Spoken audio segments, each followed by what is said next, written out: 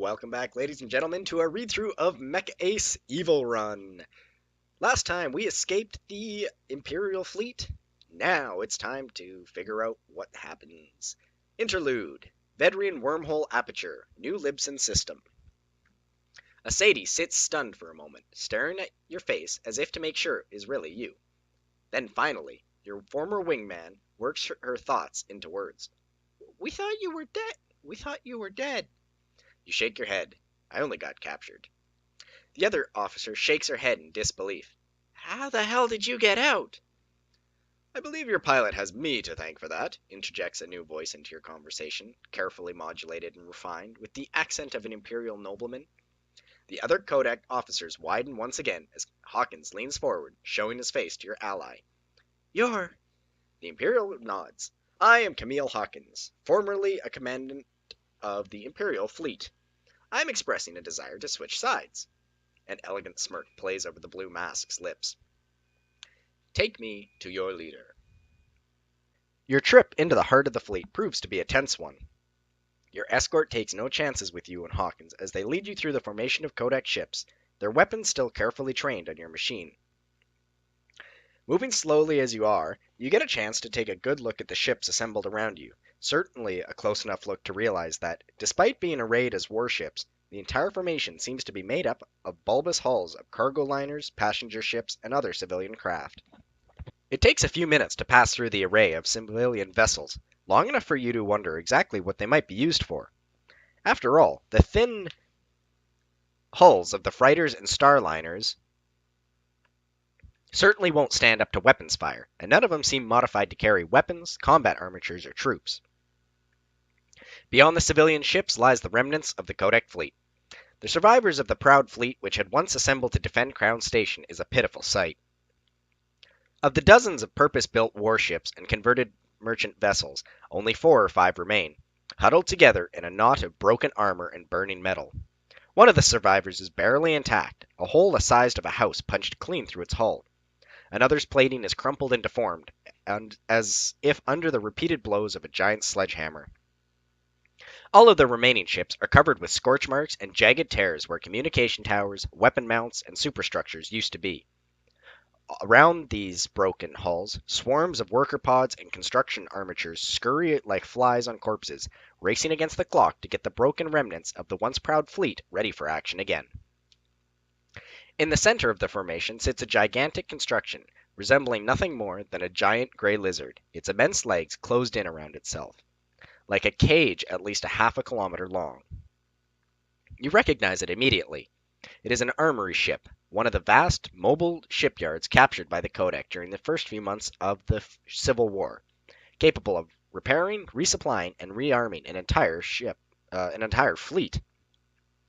You and Hawkins are escorted close to the bulk of the armory ship until, through the thick metallic legs of the colossal vessel, you spy the familiar shape of the Caliburn. The Caliburn is not in good shape. Past the great swaths of construction scaffolding, emergency patching, and heavy construction equipment, you can see great stretches of your home carrier's knife-edged hull broken and shattered and scorched by enemy fire. Great chunks are missing from the comms tower, torn away by Imperial missile fire. Immense gouges have been torn into the warship's flank, and the ship's hangar bay is scarred and punctured by a dozen ragged holes, each edged with the dull orange of burnt metal. Instead of leading you towards the recovery deck of your home carrier, your escort instead takes you to the side, onto the massive landing area of the armory ship itself. No matter how big the hangar bays of the Caliburn and Oriflame might have seemed to you, the armory vessel's combat armature bays are another thing altogether. The ship chamber must be a kilometer long, with space for 2 or 3 dozen combat armatures. You lower the Lionheart into one of the maintenance bay. One by one, you shut your systems down. A pair of Marines are waiting for you as you exit your cockpit, their weapons at the ready. A second pair of Marines takes up positions behind as Hawkins emerges from the cockpit behind you. The Marines step forward, quickly frisking you, taking the pistol which Hawkins had given to you during your escape. You can see the other pair doing the same to Hawkins, albeit a bit more thoroughly. When they step back, they are joined by another figure, a short, stocky woman wearing the shoulder flashes of Kodak military intelligence. If you'll come with me, please, Lieutenant Commander, we'll need to debrief you. She nods to the second pair of Marines, who take Hawkins by the arms and begin frog marching the defector away, and interrogate your friend. You raise your eyebrows. What's the difference between a debriefing and an interrogation? The intelligence officer shrugs. You're getting debriefed because we're assuming you're on our side. He's getting interrogated because we are not so sure. I'm not so sure either. We don't trust him. The intelligence officer nods in agreement. Hawkins, apparently, seems less thrilled at your appraisal, sparing you a look of disapproval as he is led away. I guess we could theoretically wind up dating him, but anyway. We'll get some answers, the intelligence officer assures you, from both of you. Now, follow me. You are led down a series of long hallways into another small, guarded, and windowless room where you are told to sit down. Over the next half hour, the intelligence officer has you recount the stories of your capture, your interrogation at the hands of the Imperial military's intelligence arm, and the circumstances of your contact with Commandant Hawkins. The intelligence officer is polite but firm. Although she extends you every courtesy she can, you still have the feeling that the woman sitting opposite you is scrutinizing your every word, looking for contradictions, discrepancies, and falsehoods. Your questioner seems particularly interested in the Imperial defector who helped you escape. I am, of course, familiar with the Blue Mask's reputation. The one thing I don't really understand is why he'd want to defect. I mean, as far as we know, he's from a powerful and influential family, in good standing with his superiors, and certainly on the fast track to further promotion. The intelligence officer pauses, carefully watching you for any reaction. Needless to say, Commandant Hawkins is an unlikely traitor. You've had more contact with him than anyone else. Just between you, me, and the security analysts who are going to be looking over the recordings later, what do you make of him? Oh, he has his own agenda. But that doesn't mean he can't be useful. What's the difference between this? Hawkins is a powerful weapon to use against our enemies, but I wouldn't trust him. He has his own agenda, but that doesn't mean he can't be useful. Yeah, let's go with he has his own agenda. The intelligence officer's eyebrows raise upward. If Hawkins has his own ulterior motives, can you be sure that he'll be useful? You meet the other Kodak officer's eyes and nod. Absolutely. Whatever Hawkins' personal objectives may be, they currently coincide with ours. We need all the skilled pilots we can get. We should keep a close eye on him, and I certainly don't trust him, but we can certainly make use of his skills in the cockpit. Your counterpart leans back, a faint smile on her lips. Ever consider transferring to intelligence, Lieutenant Commander? You're a natural. Still, I'm not sure the risk involved would be worth the services of a single pilot, no matter how talented. You nod in agreement. Normally, I'd think so too, but the intelligence he's brought along with him makes up for more than makes up for it. The other Kodak officer's eyebrows shoot up. Intelligence? What intelligence? Hawkins brought the plans for the Imperial superweapon with him. He says they reveal a way to bring it down for good. You wait for your counterpart to show some sign of surprise at your revelation. After all, such information could be vital, perhaps even key to winning the war itself. However, you are disappointed. The intelligence officer simply nods, as if making a silent mental note, and moves on.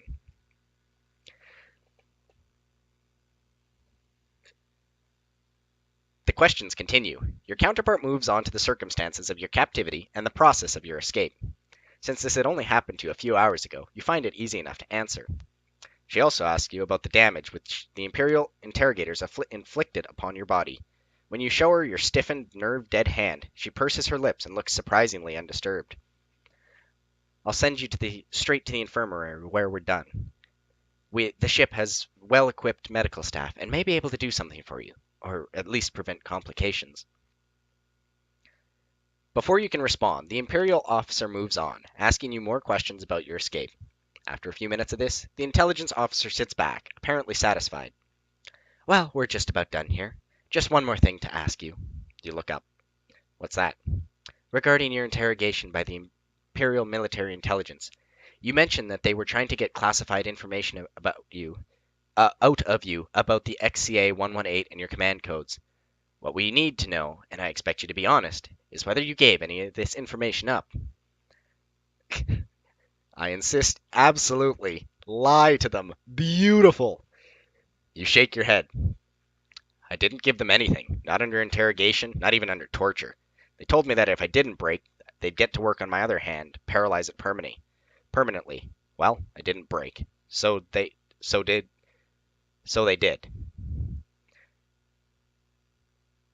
The intelligence officer nods in appreciation. You're braver than I, Lieutenant Commander. To tell you the truth, I didn't think we would have been able to I don't think I would have been able to get through what you just did. There will be still a board of inquiry, but it'll be a low priority, especially given your previous service. You nod silently. It's not a complete exoneration, but it's something. Your counterpart asks you no more questions. Instead, she stands up and shows you to the door. Marines, she says to the guards outside, make sure Lieutenant Commander Capek gets to the medical bay for a checkup, then escort him back to his quarters on the Caliburn. The two armed guards give stiff nods. The intelligence officer waves goodbye in a remarkably friendly way. Take care of yourself now. Goodbye. Oh, burning out our hand was perfect. That played into our goals so well. Your escort leads you down another long set of corridors. You pass by other Marines on patrol, and teams of engineers, technicians, and general crew on their way to their own destinations. Finally, after about 10 minutes of walking, you are brought through the internal airlock of a large, round, brightly lit chamber. The sides of the room are rimmed with perfectly made beds. In the center are banks of electronic consoles and storage containers. Everything is scrubbed immaculately clean, including a wisp-thin, black-haired man who greets you and the Marines as you approach. Lieutenant Commander Capek? He drawls in a languid accent. You nod. He nods back, a serene smile over his narrow features. I've been expecting you. Grab a seat and let's take a look at you. Well, I'm afraid there's not much we can do here, the doctor says as he peers through some kind of medical scanner or other. You can remove your hand now, Lieutenant Commander. You pull your right hand, still limp and nerveless as before. The doctor frowns at the sight of the deadened extremity. Like I said, there's not much I can do. I'm reading a few residual nerve impulses in your hand, but unless you're very lucky, I don't see how those are going to allow you to regain any measure of control. I'm afraid it's a total loss. You look back at your hand, resting limply beside you. Without the use of both of your hands, you will need to improvise a new way of piloting your machine in combat. That is, if you can manage to pilot it at all. There's nothing you can do? The doctor shakes his head. Normal procedure would be to amputate it and replace it with a bionic prosthetic, but that procedure involves a specialized facility and weeks of physiotherapy. We neither have the time nor equipment. I'm afraid neither of us can do anything. You nod, but wonder if it's really true. Should you give up hope and accept the loss of your hand as a reality, or fight against it? Fuck it, our hand's gonna fight. We're evil. We need it. Oh, your willpower failed you at a crucial moment. What? Just got an achievement. I want to see what achievement that just popped up here. Anime Shanai. Your willpower failed you at a crucial moment. Oh shit. I'm assuming. Whoops. You look down at your hand, the part of your body which is to one day be removed and replaced with a dead prosthetic of plastic and metal and synthetic skin. Your will crystallizes. You glare at the dead, nerveless fingers of your hand, and you will for them to move. They don't. Their immobility mocks the inadequacy of your will, and you sigh. I will have to find a way to pilot my combat armature with just one hand, then. Shit! I'll have to find... the doctor nods. It's been done before. I'll forward the necessary instruction material to you, and inform the team waiting on your machine to make the adjustments to your flight computer. The doctor shows you to the door, depositing you back to the care of your Marine escort. Until that's dealt with, you're going to need some rest. You've been through a lot, and you need to sleep. Doctor's orders. He turns to the Marines. Please see Lieutenant Commander Capek back to his quarters on the Caliburn. I'm pissed off. Your escort leads you down another long set of corridors. You pass by the other Marines on patrol. All teams... Wait. Didn't I? Your escort leads you down another set of long corridors. You pass by other Marines on patrol and teams of engineers, technicians, and general crew on their way to their own destinations. Deja vu. Finally, you reach the heavily reinforced passageway of an intership airlock. After a few seconds, the airtight armored door opens and you step through into the familiar sights of your home carrier. The Caliburn is in even worse shape on the inside than on the outside. Blown out hull panels and debris from broken bulkheads and buckled walls are everywhere. Entire sections of corridor are covered in telltale scorch marks of burning plasma, and the whole decks are still under the dark red glow of emergency power lights. Twice, you are forced to make a detour when you come across a section of the ship still open to hard vacuum. No matter where you go, the ship seems almost empty. You encounter nobody, save for the occasional damage control team. You wonder how many of the crew survived the battle. At last, the two Marines deposit you in front of the door to your old quarters, which are still intact, I guess. You open the door to find, to your relief, that nobody has started to pack up your stuff after receiving exaggerated reports of your death. Your chair, desk, and most importantly, your bed are exactly as you left them. It is the last of these that you stagger towards, suddenly feeling the onset of an impossibly heavy tiredness. Without delay, you lift yourself into the bed. You are asleep in seconds after your head hits the pillow. By the way, that achievement, anime janai, is not an anime. That's what it translates to from Japanese. And I would assume that's a kind of a joking call out to the fact that, well, in an anime, your willpower wouldn't fail because you're the main character. Our plot armor is not thick enough. You don't know how long you sleep for, only that the beeping of your personal comlink wakes you. You are drenched in your own sweat, still covered in the clammy material of the pilot suit which you didn't have a chance to change out of before you fell into bed. It takes you a moment to reclaim your bearings, to make out the familiar features of your room in the darkness of your unlit quarters, to confirm that you are still in your quarters aboard the Caliburn. Your comlink's beeping grows more insistent so you open the channel. Good evening, Lieutenant Commander. Captain Balin's voice pipes into your ear. I trust you slept well? You blink the last vestiges of drowsiness out of your eyes. I'm all right. Good. There's to be a briefing in the hour. All ship's officers and senior non-coms are to attend. That obviously includes you. Good evening. With that, the channel closes, leaving you surrounded by silence once more. The briefing room is nearly empty when you get there. After a quick count, you realize that there could be no more than a dozen or so people present, in a room which should have been filled with over twice that number. You recognize a few of the Caliburn senior officers, and a few of them recognize you back, staring in wide-eyed shock as you pass by. Perhaps the news of your return hasn't reached them yet? You also notice more than a few chairs standing empty, and new, fresh faces occupy chairs that once occupied by other men and women, ones who will no doubt never sit in them again. It is clear that the Caliburn's crew complement suffered heavily in their retreat into the Vedrian wormhole. You look around for a familiar face, if only so you can ask them about what has gone on in your absence. Almost immediately, you pick out Captain Balin, sitting in her customary place. After a few more moments of searching, you find a Sadie sitting in the corner of the room with the other pilots of your lance. So our entire lance survived. That's fucking awesome. You walk over to a Sadie and sit down next to her.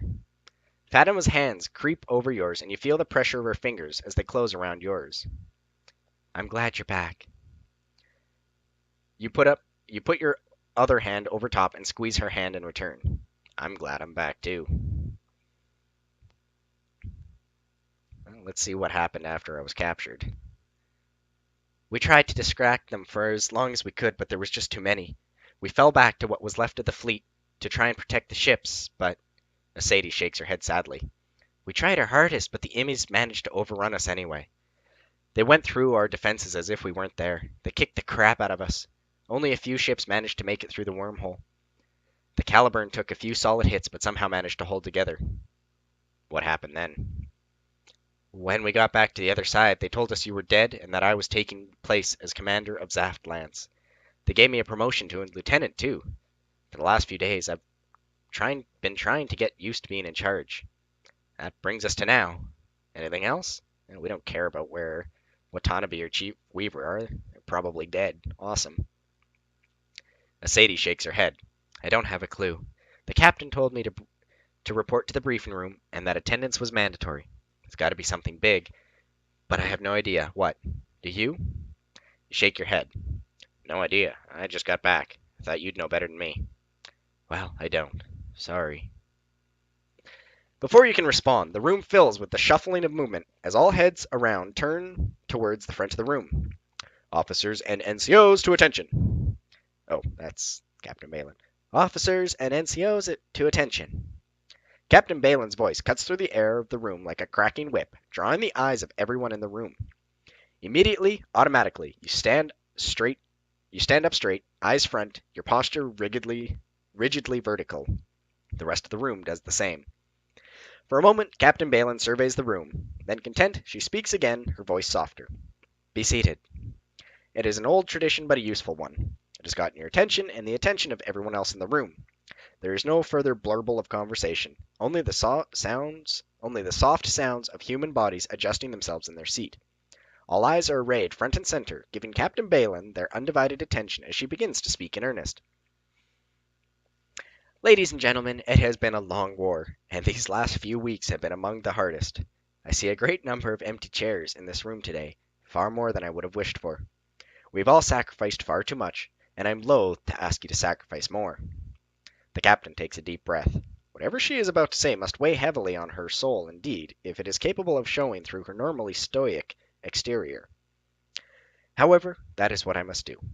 Our fleet, our rebellion, our very freedom are all teetering on the brink of a precipice. With much of our fleet destroyed, it will be only a matter of weeks before the enemy is able to make good the losses it has inflicted upon it, rearm, and force its way through the wormhole and overwhelm our forces here in New Libsyn. Behind us, there are no further lines of defenses. The enemy will be free to reduce our worlds to rubble, one by one. The room is completely silent now. The asperity of the situation has never been hammered home in such straightforward terms. The captain continues. As some of you may know, the Defense Committee has appointed me acting fleet commander in order to face this situation. I have put together a plan which will stop the enemy, turn the tide of war, and perhaps even end it. For it to succeed, I shall require your abilities, your loyalty, and your faith for one final reckoning on which the outcome of the war we have all fought and bled for these so many years depends. The captain pauses. Nobody speaks, nobody objects, nobody seems to even breathe. Captain Balin presses a button on the podium, the lights darken, and the screen behind her comes to life. Now, without further rhetoric, the plan.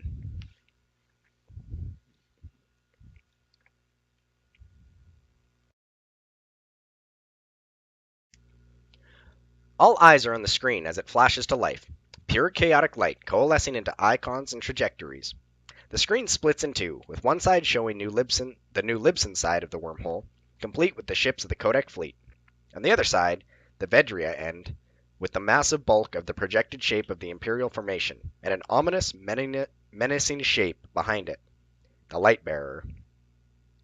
Captain Balin's swagger stick is out, pointed at the menacing red of the Imperial formation, pointing not at the menacing red of the Imperial formation, but at the massed ranks of vessels on the other side, each marked with an icon of a merchant vessel. As you may have noticed, we have reinforced over the past few days.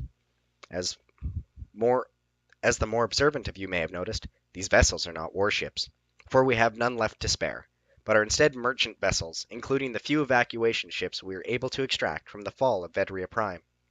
This was not a mistake. I requested these vessels especially. We do not have enough warships left to face the Imperial fleet in open battle, but we can even the odds. Captain Balin presses a button on the podium. The icon of one of the merchant vessels expands into a detailed schematic.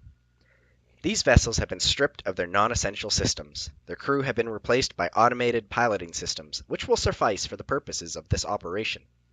Most importantly, their normal cargo loadouts have been replaced.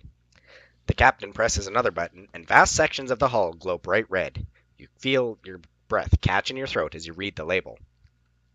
Antimatter, military containment, 50,000 metric tons. Captain Balin remains silent for a moment to allow the notions to sink in. Dozens of ships will be sent on a suicide mission, not as missile platforms or even as a diversion, but as flying bombs, each packed with enough antimatter to crack a small moon in two.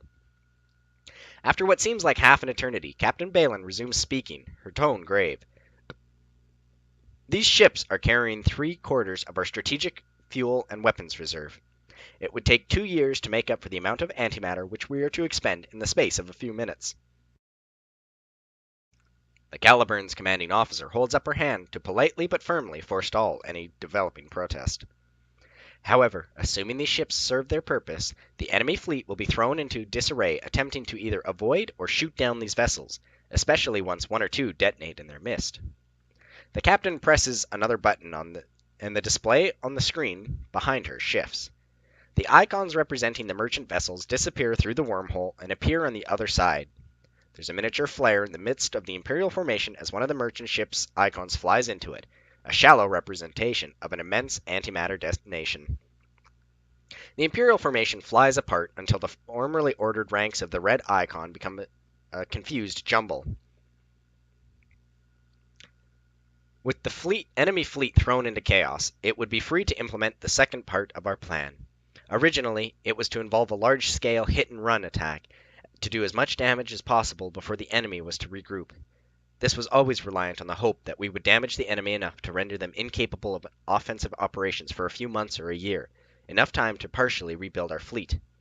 However, this has now changed. Some of your fellow officers look at their neighbors nervously.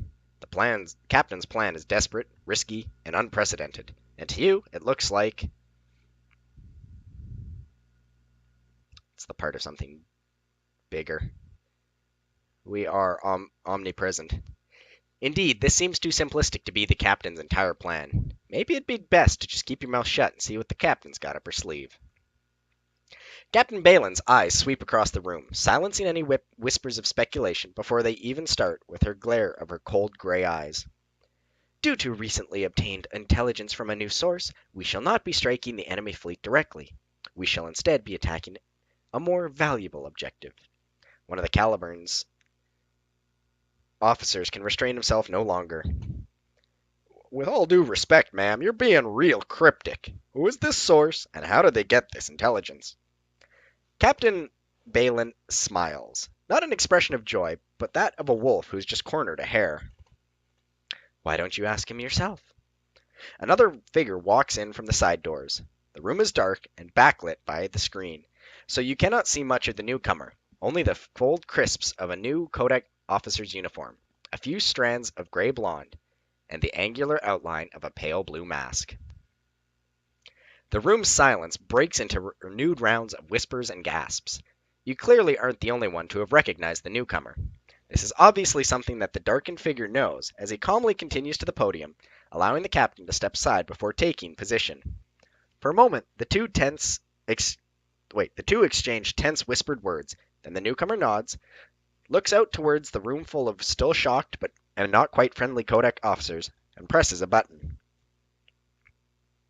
The display on the screen changes, and whispering begins to stop, slowly, as one by one, the officers in the room recognize the distinctive silhouette of the weapon which annihilated the majority of the Kodak fleet just days ago. Within seconds, the room is quiet once more. This is Lightbearer, the newcomer says. The Imperial military's newest weapon, superweapon. It generates an immense antimatter reaction within its core and directs the resulting energy into a spray of charged particles concentrated into a wide beam by a containment field. The beam contains enough destructive force to annihilate combat armatures, warships, even space stations. With each sentence, the display on the screen shifts. The silhouette becomes a detailed, clearly labeled schematic. The room stares wide-eyed. Before them are the secrets of the enemy's trump card, laid bare before their eyes. The newcomer's expression is predatory as he leans forward over the podium, the face of a hunter explaining how he is to catch his next quarry. My name is Camille Hawkins. Up until 16 hours ago, I was a combat armature pilot in the Imperial Grand Fleet. I was the source which brought you this information about the Lightbearer weapon, and now I will tell you how we are to bring it down. Hawkins uses the continuing silence to his advantage, driving forward. Lightbearer has 3 layers of defense.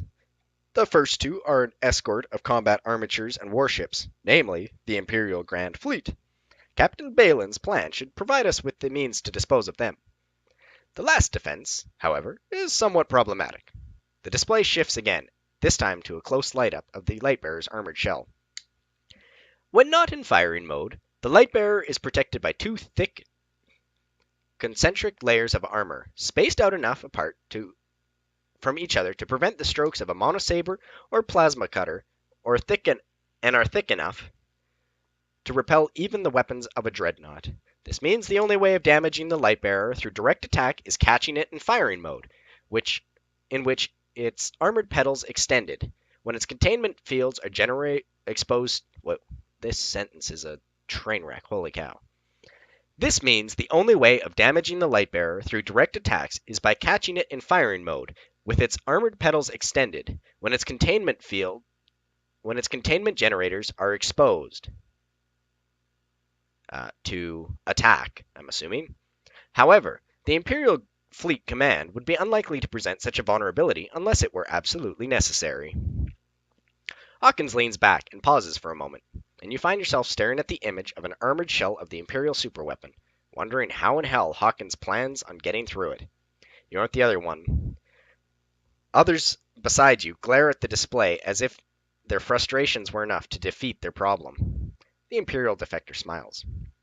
I see you have all grasped the difficulty of a conventional approach. Thankfully, I have a solution. In the days prior to my defection, I was able to learn that the Lightbearer was deemed too experimental to be manned by a crew. It is instead to be controlled remotely, via data link, with the fleet commander.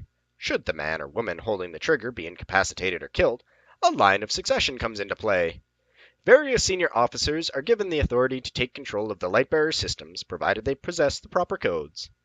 These individuals include the commanders of each squadron of the warships, and the person who was, until very not long ago, the senior pilot in the Grand Fleet. Me. Hawkins' eyes narrow, his mouth widening into a grim slash. The effect is predatory, intimidating, and nothing like a smile. The remaining minutes of the briefing pass by in a blur. Captain Balin takes over again, explaining the details of the plan, assigning officers to special duties, and laying out the movements of the fleet and its combat armatures. A wild charge through the wormhole at maximum speed of the fleet and combat armatures. With the intent of brushing aside any remaining opposition, establishing a defensive perimeter around the Imperial superweapon, and getting Hawkins close enough to the Lightbearer to use his command codes to activate it, turning it against the enemy. According to the intelligence we have on the Lightbearer, I have no idea who is saying this. I think it's the captain.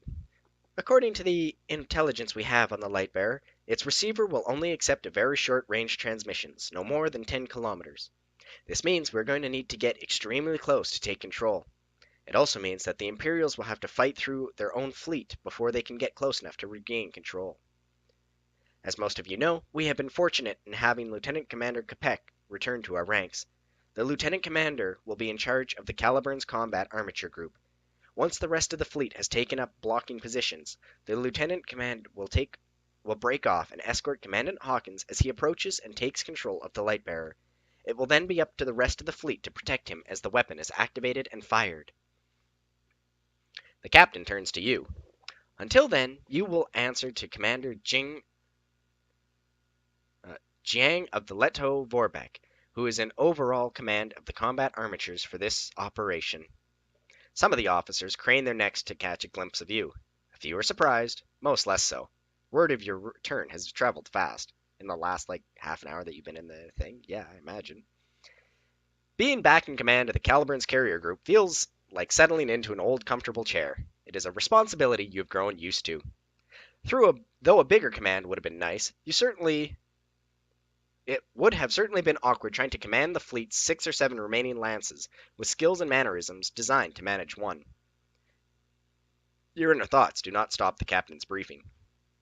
I have been informed that it will take as much as 6 weeks to fully repair the Caliburn. I have told the work crews to do as much as they can in 6 hours. During those 6 hours, you will be expected to prepare yourselves for the coming mission.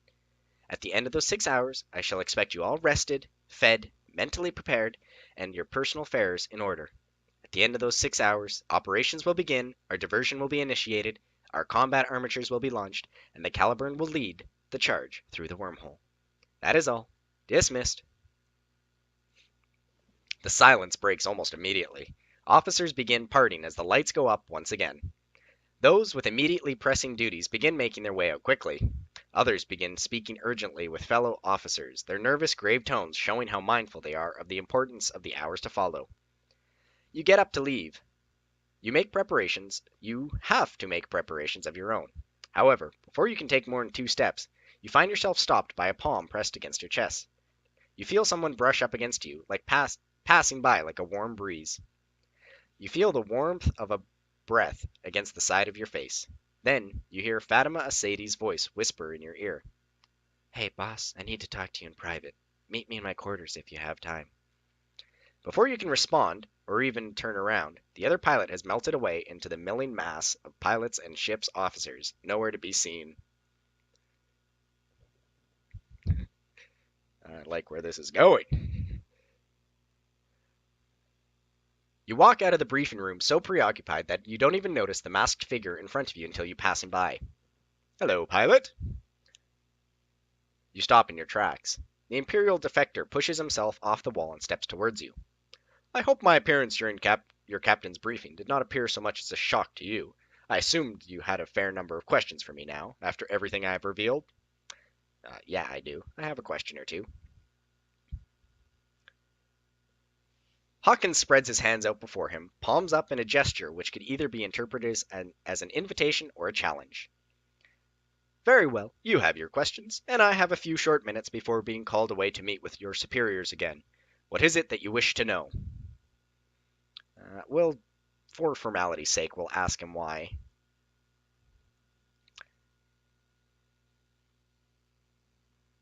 Hawkins' eyebrows peak in curiosity. "How do you mean?" The question seems like an obvious one. After all, there's nothing stopping Hawkins from simply giving his command codes to every pilot in the Kodak fleet, so any pilot could conceivably complete the mission. When you mention that to Hawkins, the other pilot does not seem to approve. Hawkins fixes you with a flat, almost disappointed look. "Come now, Capek, if I were to turn my command codes over to your superiors or any fellow loyal Kodak soldiers, there would be no further use. I would be no further use to them. There would be nothing stopping your Captain Balin from locking me up forever, or simply having me tossed out an airlock." "Captain Balin wouldn't do that." Hawkins shrugs. "I'm certainly not going to take the chance that she would." Judging by his expression, you're not going to change Hawkins' mind about that. It'd be best if you change the subject. "Whatever. Peace out, bro." Hawkins nods, but before you can turn away, the other pilot stops you. "Capek, in the short time we have known each other, I have always answered all of your questions, and I've hoped I've provided something close to satisfactory answers. However, I do have one question for you." You nod. "Yeah? What is it?" Hawkins seems to fidget for a moment, more awkwardly than you have ever seen him before. He opens his mouth, then closes it again. Finally, "This plan of mine, whether it succeeds or fails, will change the balance of the war for the universe and our lives. What I want to know is, do you trust it?" The ex-Imperial meets your gaze, so that even through his mask you can read the earnestness of his expression clearly. "Do you trust me?"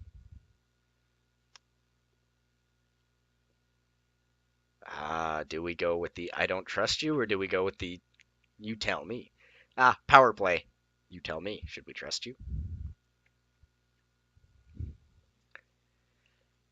Hawkins hesitates for a moment before finally speaking. "Yes, I would like very much for you to trust me. Of course, that by no means signifies that you actually do." You open your mouth to ask exactly what the other pilot is implying. The ex-Imperial shakes his head. No, never mind. Trust your intuition or your gut or whatever codec pilots you confide in. I shall only hope that the Council will provide worthwhile. Its Council will prove worthwhile. Before you can ask him what that is supposed to mean, the ex-Imperial turns and walks away. You spend the next hour or so getting your affairs in orders, doing last-minute checks on your pilot suit, downing another unappetizing tray of military rations, and generally catching up on the few days you've lost in Imperial captivity. Eventually, you simply run out of things to do. There are no way to spend the last... Let's try that sentence again. There are no ways left to spend the long hours that remain before you finally go into battle, unless you were to accept Sadie's invitation to visit her in quarters, or if you were simply to try and sleep those remaining hours away. We'll go to her quarters. When you knock on the door to Sadie's quarters, you aren't so much let in as pulled in by the other pilot. Fatima Sadie is out of uniform. That's the first thing you notice. However, the undershirt and loose PT shorts she's wearing show off the curves of her trim figure to excellent effect. The other pilot smiles as she draws you into her arms, and the door automatically slides shut behind you. So, I guess that place on Crown Station is a bust. You nod, absently, as your eyes meet, and neither of you looks away. Yeah, not every day the enemy decides to ruin your dinner plans with a superweapon. For a second, there is a nearly completely silence, broken only by the low hum of the Caliburn's ambient systems and the sound of breathing. Sadie looks away.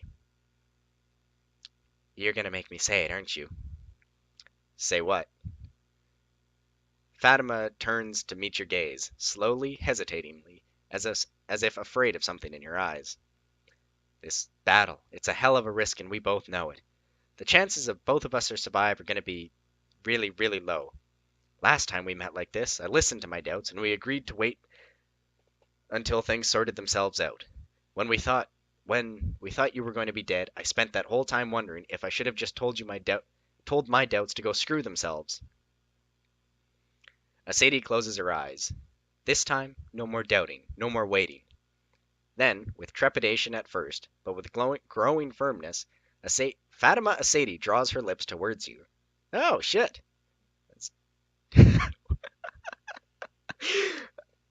Oh, that would be an amazing thing to do, but we put so much effort into it. Fuck it. There we go. You feel an unconscious shiver go down your body as your lips meet.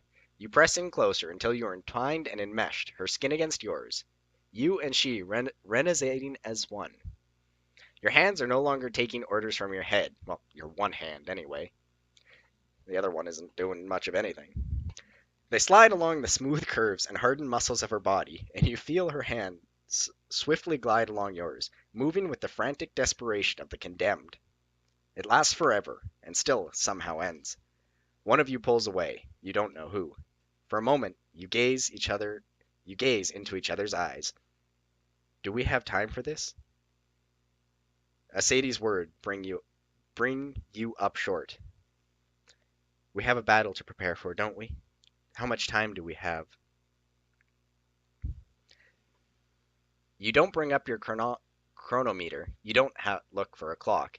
You only look back into the eyes of someone who is, at the moment, the only other person in the universe. You put a finger to her lips. We have enough.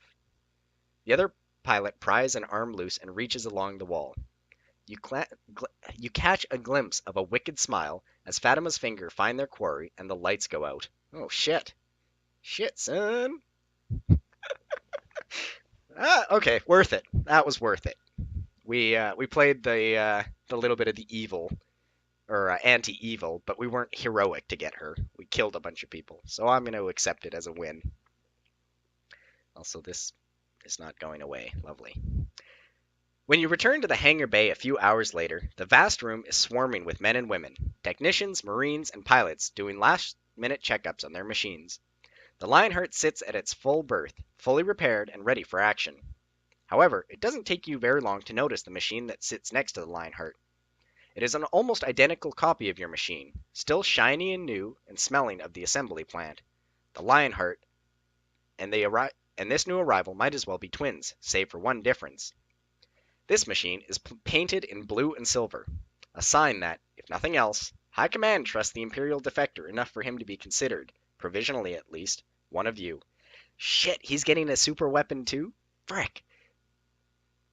My goal was that he would have some shit machine and we could fight him one-on-one, kill him, and take the codes for ourselves. You look up just in time to see a slim, fair-haired figure in the newly cut Kodak pilot suit clamber into the open cockpit. Hawkins looks down at you and gives you a businesslike salute before lowering himself into his cockpit. You have little time to waste. Some of the other pilots further down have already had their machines powering up. Those on the hangar deck scramble away, ant-like, making room for the first of the Caliburn's pilots as they move across the cavernous chamber to take position before the elevators to the catapult. Getting in your cockpit and strapping yourself in is second nature now. You don't even realize you've done it until the Lionheart's armor torso begins to close in around you. You take a good look around at the hangar bay as your cockpit cocoons itself behind layers of metal and ceramic, knowing this could be the very last time you see it in your life. Coincidentally, I was thinking about it. I think we're still. I think it's 1 and 1, 2 and 2. I don't think our presence and our willpower are better than our piloting, but anyway, I was looking at it and I'm thinking maybe it's I can't remember if it's on a scale of 1 to 5, 5 being the best or 5 being the worst. Anywho, it takes a few moments for you to get used to the new one-handed scheme for your machine, not to mention the feeling of your right hand sitting limply on the rest of the chair. There's been no time to completely retrain your reflexes, but you quickly get the hang of the basics of the new controls. Hopefully that, and your years of experience, will be enough to get you through this one. Decisive battle. You trigger the stim injectors in your suit. You feel your vision sharpen and various parts of your body waken beyond wakefulness as you slowly move the Lionheart into position before the assembled combat armatures of the Caliburn's combat armature group. You make a unit-wide ready check. The others chime in one by one over your comms. You see some of the familiar faces of old lance mates flash across the screen. Some, but not all. Your lance hasn't survived this campaign intact, and those you have lost are replaced by fresh-faced rookies from Strategic Reserve. Zaft Lance is still an elite unit, and you know that they are the best available, but they cannot replace all of your units. But they cannot replace all that your unit has lost. You step up to the catapult, waiting for the launch indicator to turn green. Lieutenant Commander Capek, taking off! You move the Lionheart into position, your lance at your back, bringing up as the rest of the fleet takes up formation. You pass the other ships on a ragtag Kodak fleet and bring your machine into position near the head of the combat armature screen. Out of the more than 200 combat armatures which had assembled to face the Imperial Grand Fleet before Crown Station, only a few dozen remain. Even those few are enough to make a formidable-looking array. Hopefully, it will be formidable enough. These are all the Mecha that Kodak can still deploy. You tap into the fleet-wide comm channel as a few remaining survivors of Kodak fleets report in. Merchant crew Kostavella in position. Light carrier Letov Vorbeck in position. Point defense frigate Tagori in position.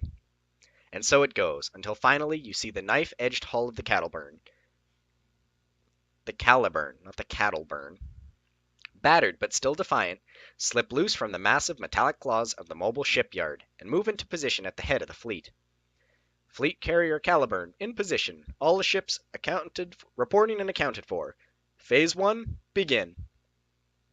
Ahead of you, the assembled ranks of unmanned missile versions, now packed with immense amounts of antimatter, begin moving forward, the jury-rigged missile guidance computers at their helms steering them towards the diamond of navigational beacons marking the aperture of the Vedrian wormhole. Now, all that remains is to wait for the rigged civilian ships to hopefully do their job. You have 20 minutes before what could be the beginning of the last battle of the Kodak's last fleet. You can feel the tension in your cockpit as the minutes tick down. The comms are silent. Everyone knows how momentous this battle will be, either as the rebellion's finest hour or its death knell. The situation almost seems to be begging for a speech. Normally, it'd be the job of the field commanders to actually give some sort of rousing oratory, but Commander Jing's writer has been nearly silent this whole time, save for a few businesslike remarks on formation spacing. It seems the overall commander of the combat armatures force isn't a big fan of giving speeches. However, it would be certainly possible to convince him to allow you to address the pilots of the assembled mecha. Using your reputation as one of Kodak's top aces might do the trick, but then again, word is that Commandant Lancelot Jiang is almost considered as good a pilot as you are. Your reputation might not impress a fellow ace like him. Your personal charm, on the other hand. Yeah, fuck it. We don't need to give a speech. Why do we care?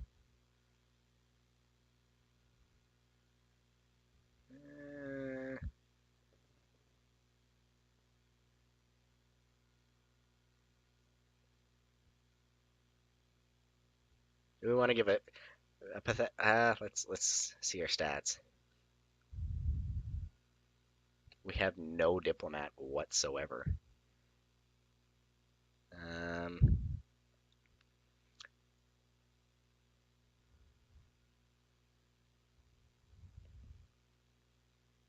you know what? Fuck his. We're gonna say fuck his thing. We're going and giving a speech.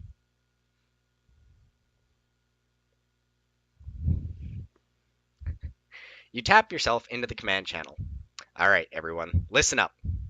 Before you can get any further, Commander Jang's face appears on your own comm screen. He's surprisingly, supremely unamused. Lieutenant Commander, what the hell do you think you're doing? I just have a few things to say. Your obstinable superior glares daggers at you. Lieutenant Commander, he growls, with heavy emphasis on your inferior rank, that is not your prerogative. Jang glares at you, his steel-grayed eyes narrowed in anger. You look away. Jang doesn't need to acknowledge your loss out loud. He knows, and you know. Get off this channel, Lieutenant Commander. That is an order. You nod quiescently as murmurs of confusion and uncertainty filter down through the comms link. Your momentary dispute with the field commander has not done any good for the confidence of the rest of your pilots in the Kodak fleet. Yes, that's what we were aiming for. So much for inspiring the other pilots. All your efforts seem to have done is make things worse. That's what we were looking for. No. The tension grows thicker as you wait for the minutes to tick down. The entire fleet is in place now, only waiting for the word to advance. The ships and combat armatures of the Imperial Grand Fleet should be in disarray when you advance out of the wormhole.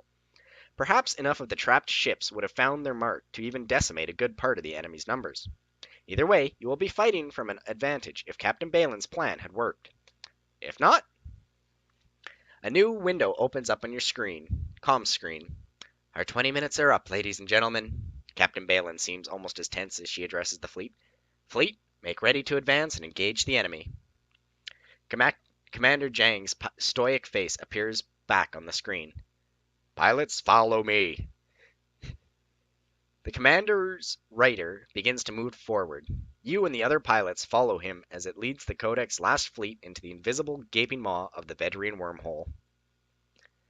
When we come back next time, it'll be the very last of the battles and the last of our read-through for Mecha Ace. Till next time, guys. Later.